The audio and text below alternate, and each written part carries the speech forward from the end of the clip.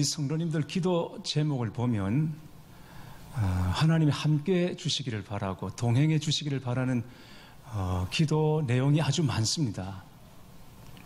함께 해주시고 동행해 주십시오라고 간구하는 분들이 많다는 것을 보았습니다. 어떻습니까? 여러분이 기도하시는 대로 하나님이 여러분이 하나님 안에 거하여 하나님과 함께 하시는 그 증거를 여러분 가지고 계십니까? 하나님이 언제나 여러분과 함께 하시고 동행하신다고 여러분 믿어지시고 느껴지십니까? 하나님이 우리와 함께 하신다. 생각만 해도 가슴 뛰는 일이 아니겠습니까? 정말 그렇습니다. 하나님이 나와 함께 하신다. 하나님이 나와 동행하신다. 그게 믿어집니다. 삶 가운데 느껴집니다.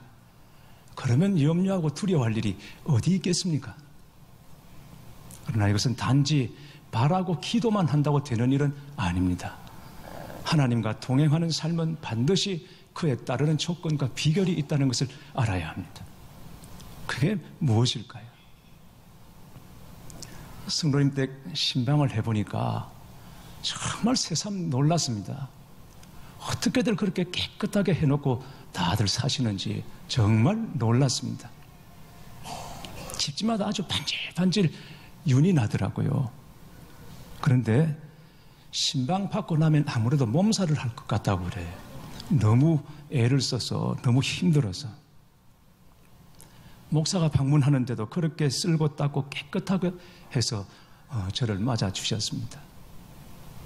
여러분, 그런 것입니다. 하나님이 함께 하시고 하나님과 동행할 수 있는 길은 바로 거룩함입니다.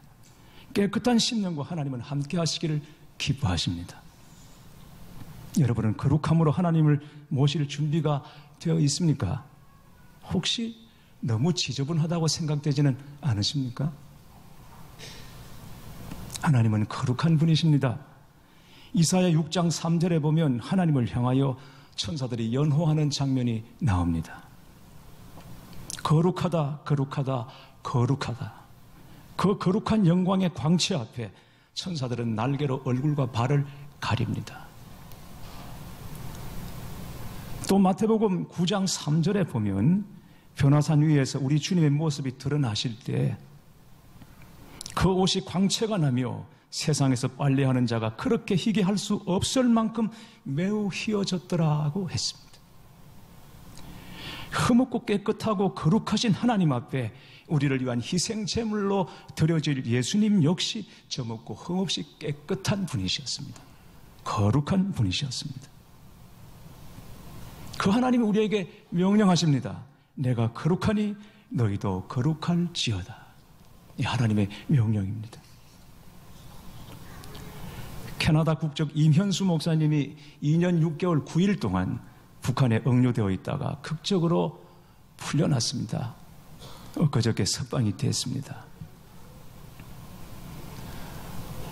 캐나다 교회도 그랬겠고 또 전 세계 그리스도인들이 기도했고 우리도 매일처럼은 기도 못했지만 새벽에 금요일에 이분의 이름을 부르며 같이 기도하지 않았습니까? 그런데 석방이 되어서 생각을 해보았습니다. 어째서 이런 일이 일어났는가? 이 사건을 통해서 하나님이 무엇을 말씀하시려고 하는 것인가? 생각해보니 2년 6개월 9일 그 고난의 시간을 통해서 하나님께서 말씀하시는 것은 결론은 이것이었습니다. 거룩하게 살라. 하나님을 닮아 살라는 것이었다는 것입니다. 그동안 너무 많이 돌아다녔다는 것이죠. 그렇습니다, 여러분. 하나님이 거룩하니 하나님을 닮아 우리도 거룩하기를 원하십니다. 하나님이 원하십니다. 하나님은 우리가 믿고 섬겨야 될 하나님이시지만 동시에 우리가 따르고 본받을 우리의 모범이십니다. 그 하나님이 우리를 자녀라고 부르십니다. 하나님이 우리를 자녀라고 부르셨습니다. 아들과 딸이라고 부르셨습니다. 여기에 무슨 의미와 메시지가 있는 것이겠습니까? 세상의 그 어떤 신도 신봉하는 자들과 자녀의 관계로 그렇게 관계를 설정하지 않습니다. 오직 우리 하나님만 우리의 아버지가 되시고 우리는 그분의 아들, 딸, 자녀가 되는 것입니다. 여기에 무슨 비밀이 있습니까? 자녀는 부모를 닮는 것입니다. 하나님의 자녀된 우리가 아버지 되시는 하나님을 닮기 원하시고, 그래서 우리를 자녀라고 부르시는 것입니다. 여러분 보십시오. 자녀는 희한하게 부모를 닮습니다. 외모 닮죠, 성품 닮죠, 심지어 체질까지도 닮습니다. 아닌데 우리 집에는 전혀 안 닮았습니다. 성품도 안 닮고 체질도 안 닮고. 그런데 잘 보십시오. 하다못해 발가락 하나도 닮아 있는 것이 있습니다. 부모와 자녀는 그렇게 닮는 것입니다. 피는 못 속입니다. 하나님과 우리 관계가 그런 것입니다. 속일 수 없는 관계입니다. 하나님께서 우리를 지으실 때 흙으로 지으시고 코에 생기를 불어넣어 주셨습니다. 하나님의 영입니다. 하나님의 이미지입니다. 다른 짐승이나 생물을 만드실 때는 각기 그 종류대로 지으셨지만, 우리를 만드실 때는 종류대로 지으신 것이 아니라 하나님의 형상대로 지으셨습니다. 그래서 우리는 하나님을 닮은 존재고 하나님과 같은 존재인 것입니다. 그런데 우리 안에 죄가 들어오므로 하나님의 형상, 하나님의 이미지를 잃어버리고 거룩함을 잃어버리고 말았습니다. 이 거룩함을 회복하는 길은 오직 하나, 회개하여 죄를 씻고 빛으로 인도해 주시기를 간구하는 것밖에 없습니다. 하나님의 빛이 우리에게 들어오면 죄를 깨닫고 스스로 죄인임을 고백하게 되고 영적인 각성이 일어나게 됩니다. 우리 안에 진정한 회개의 역사가 일어나게 됩니다. 그래서 하나님을 만난 사람은 누구나 자신이 죄인임을 고백하게 되는 것입니다. 이사야 선지자가 성전 가득한 하나님의 영광을 보고 화로다 나여 망하게 되었도다 라고 했습니다. 주님을 부인하고 배반했던 베드로는 부활하신 주님을 만난 다음에 주여 나를 떠나소서 나는 죄인이로소이다 라고 고백했습니다. 제가 아는 어느 목사님이 동남아 선교 여행을 갔다가 마사지를 받게 됐습니다. 그런 일이 있습니다. 저도 인도네시아 집회를 가면 오후에 발 마사지 좀 받으라고. 근데 그게 그렇게 좋더라고요. 피로도 풀리고 아주 좋아요. 잠깐 졸 수도 있고 좋더라고요. 그런데 이 목사님이 마사지를 받는데 묘한 충동이 일어나더라는 것입니다. 그 생각을 빨리 끊어버렸어야 되는데 아마 그렇지를 못했던 것 같습니다. 그리고는 그 마음이 찜찜하게 남아있는 채로 귀국을 했습니다. 다녀와서 새벽에 설교를 하려고 하는데 하나님께서 자꾸 그 일에 대하여 눌리는 마음을 주셨습니다. 너 오늘 설교하기 전에 교인들에게 그 일에 대하여 고백하라. 주님, 그럴 수 없습니다. 저 그냥 준비한 설교만 하면 안 되겠습니까? 아니다. 그 일을 먼저 내놓고 먼저 고백하라. 그럴 수 없다고, 그렇게 하라고 하시는 하나님의 요구와 저항하는 자신의 자아가 한동안 부딪혔습니다. 싸움이 일어났습니다. 그러나 결국 더 이상 저항하지 못하고 결국 강단에서 말씀을 전하기 전에 본문을 읽고 난 다음에 이러저러한 일들이 제게 있었다. 하나님 앞과 여러분 앞에 정말 죄송하다고 그 사실을 고백하는 순간 진정한 자유를 얻게 되었다고 합니다. 그럴 수도 있는 거지 뭘 그걸 가지고 그렇게까지 해야 되나 라고 여러분 생각되십니까? 아닙니다. 그럴 수 있지라고 생각하는 이 생각이 위험한 것입니다. 이게 문제입니다. 그럴 수도 있지라고 그것 가지고 그렇게까지라고 생각하는. 우리는 거룩함이나 죄에 대하여 우리 나름대로 기준을 가져서는 안 됩니다. 죄에 대하여 거룩함에 대하여 스스로 기준을 가지면 안 됩니다. 이 정도 거룩하면 이 정도 죄쯤이면 생각하는 이런 판단 자체가 우리에게 허락되지 않는 것입니다. 우리는 세상 사람들과 견주어서 좀 더 나은 그런 삶을 살고 있다고 자부하는 도덕 경쟁을 하는 것이 아닙니다. 여러분 아셔야 합니다. 우리는 세상과 겨루어서 도덕 경쟁을 하는 것이 아닙니다. 우리의 기준은 오직 하나, 말씀인 것입니다. 하나님 말씀이 그거 허락하지 않으시면 천하 없어도 안 되는 것이고 우리가 용납해서는 안 되는 것이고, 그러므로 우리 스스로 죄에 대하여, 거룩함에 대하여 기준을 다 내려놓고 오직 하나님의 말씀에 우리 자신을 내어놓아야 하는 것입니다. 오랫동안 죄를 짓다 보면 어느 순간 사람이 뻔뻔해지게 됩니다.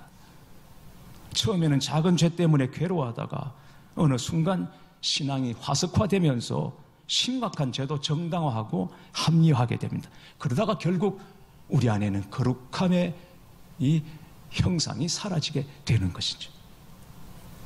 죄를 얼마만큼 심각하게 생각하고 회개하는지, 그게 바로 거룩함을 회복하는 열쇠인 것입니다. 다윗은 밧세바를 범한 후에 하나님과 동행하는 것이 끊어졌고 교제가 끊어지게 되었습니다. 다윗에게 있어서 이것은 죽음과 같은 고통이었습니다. 그래서 하나님과 관계를 회복하기 위해서 무지 애를 쓰고 가진 노력을 다 기울입니다. 무엇보다도 제사를 더 많이 드렸습니다. 이전에 드리던 제사보다 횟수를 훨씬 많이 드렸고, 그리고 제물도 더 풍성히, 시편 51편에 보면 하나님이 원하셨다면 내가 황소도 드렸을 것이라 고 말합니다.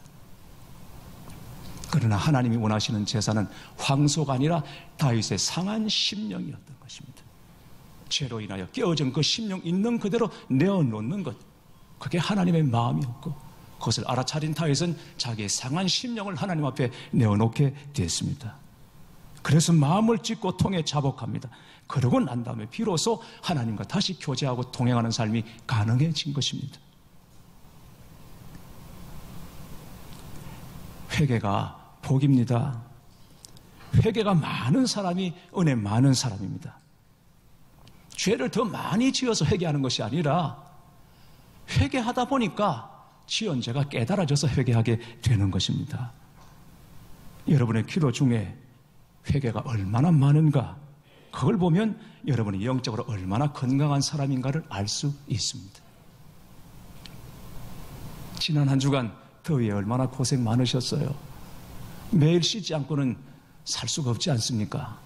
하루에도 몇 번씩 물을 끼얹어야 하고 그렇게 씻어야 하죠. 그처럼 죄로 인하여 더러워진 우리의 심령을 그렇게 씻는 일이 여러분에게 있었습니까?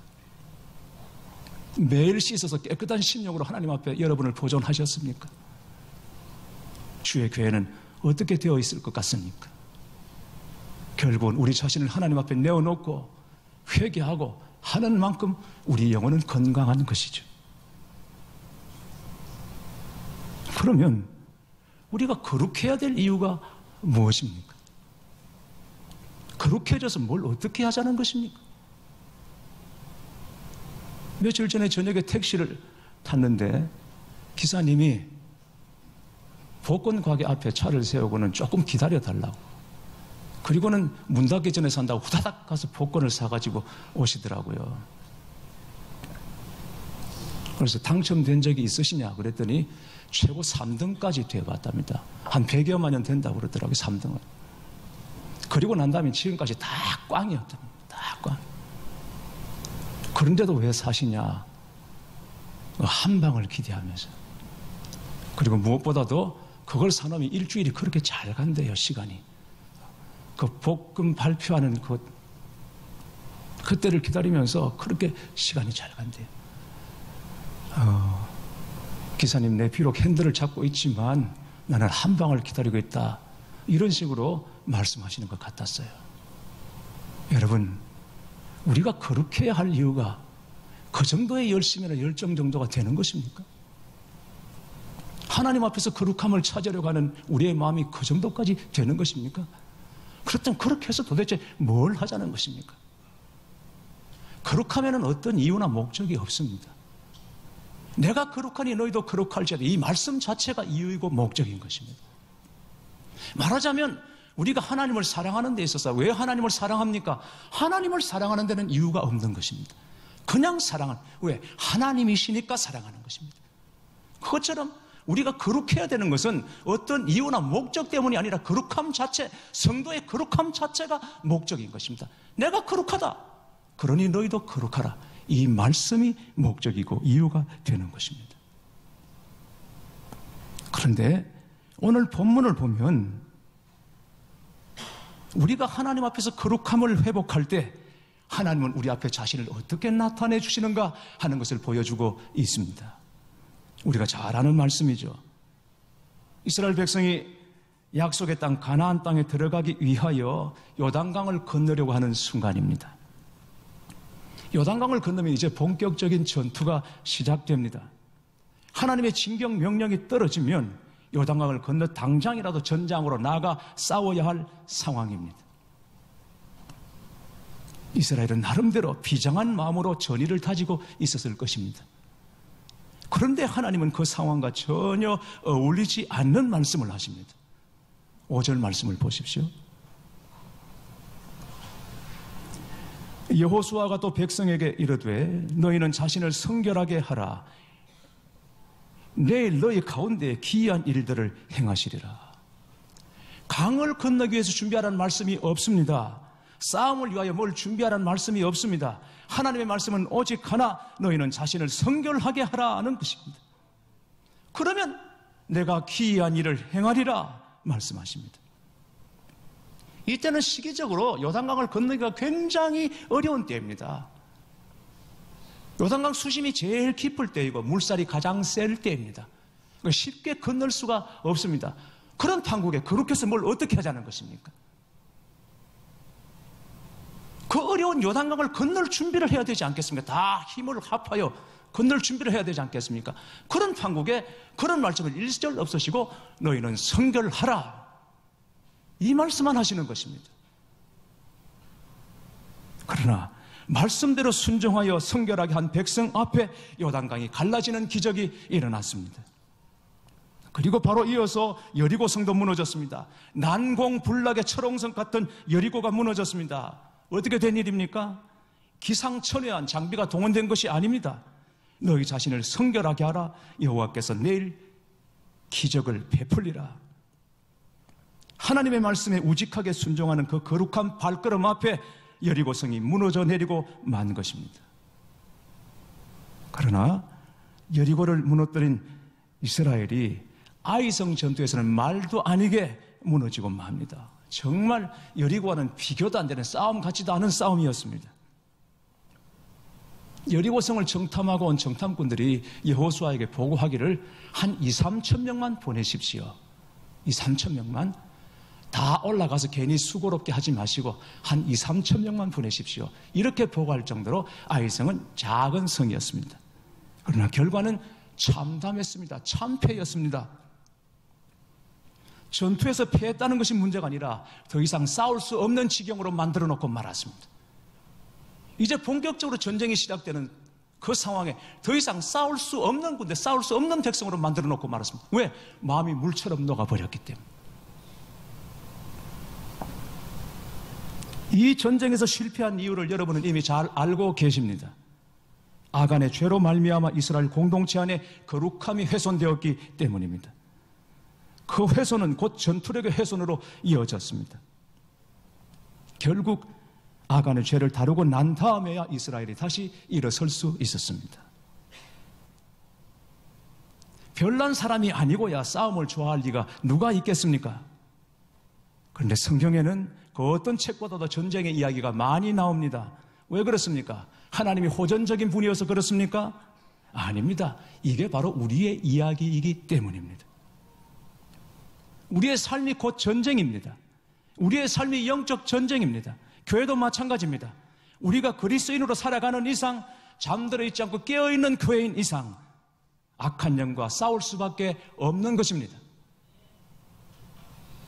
그런데 문제는 우리는 늘 자신이 부족하다고 생각하고 연약하다고 생각하고 있다는 것이고 신앙생활에 너무 많이 무기력해져 있다는 것입니다. 성리의 벅찬 감격, 기억, 이거는 다 먼 이야기 나무일처럼 그렇게 여겨지고 있다는 것이죠. 어떻게 해야 합니까? 그런 순간에도 영적인 전쟁은 여전히 다반사로 일어나고 있는데 교회를 헤아려는 사단의 역사가 있고 성도를 괴롭히는 악한 영의 역사는 지칠 줄 모르고 일어나고 있습니다. 어떻게 해야 하겠습니까? 우리의 씨름은 혈과 육을 상대하는 것이 아니라고 에베소서 6장에 말씀하고 있습니다. 성도의 싸움은 완력이나 전략으로 하는 것이 아닙니다. 우리를 향하여 주시는 하나님의 말씀이 여기 있습니다. 강하고자 하느냐? 승리하고자 하느냐? 거룩하라, 거룩하라, 거룩하라.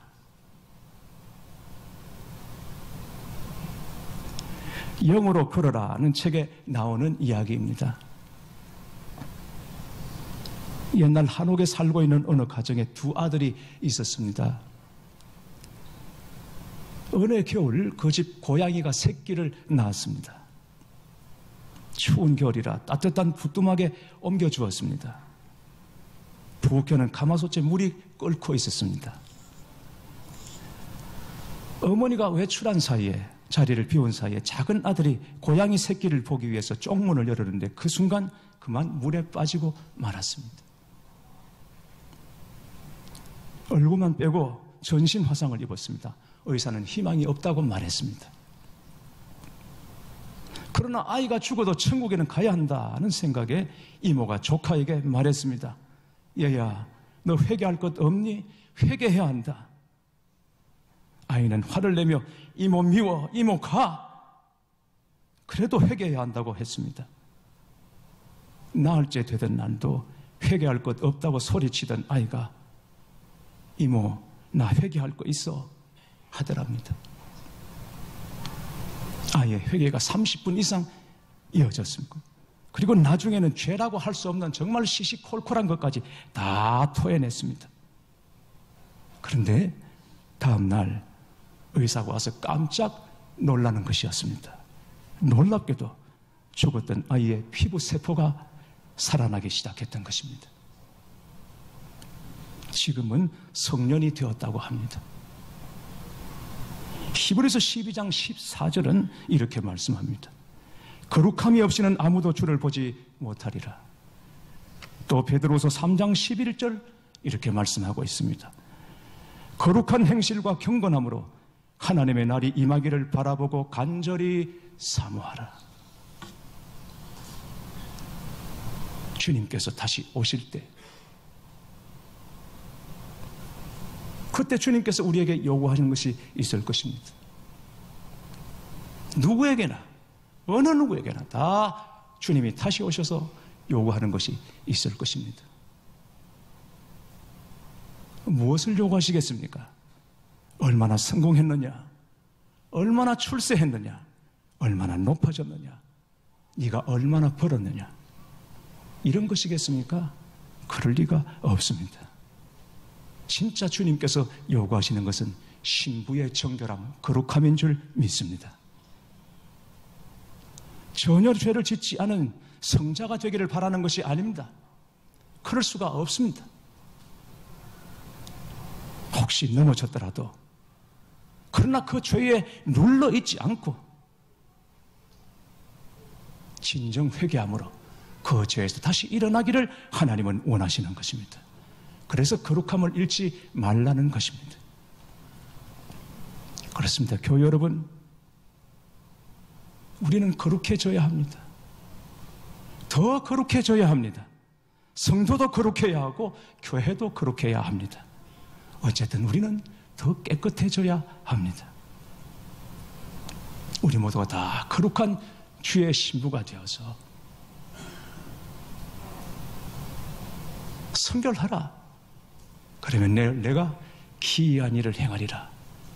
약속하신 말씀대로 거룩한 신부들 앞에 하나님께서 기이한 역사를 이루시고 그 영광을 찬양하는 삶들이 되시기를 주님의 이름으로 축원합니다.